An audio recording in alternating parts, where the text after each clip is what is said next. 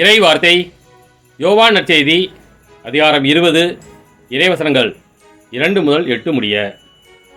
வாரத்தில் முதல் நாளன்று மகதலா மரியா சீமோன் பேதுருவிடமும் இயேசு தனி அன்பு கொண்டிருந்த மற்றும் சீடரிடம் வந்து, ஆண்டவரை கல்லறையிலிருந்து யாரோ எடுத்து கொண்டு போய்விட்டனர், அவரை எங்கே வைத்தனரோ எங்களுக்கு தெரியவில்லை என்றார். இதை கேட்ட பேதுருவும் மற்ற சீடர்களும் கல்லறைக்கு புறப்பட்டனர். இருவர் ஒருமித்து ஓடினர். மற்ற சீடர் பேதுருவை விட விரைவாக ஓடி முதலில் கல்லறையை அடைந்தார்.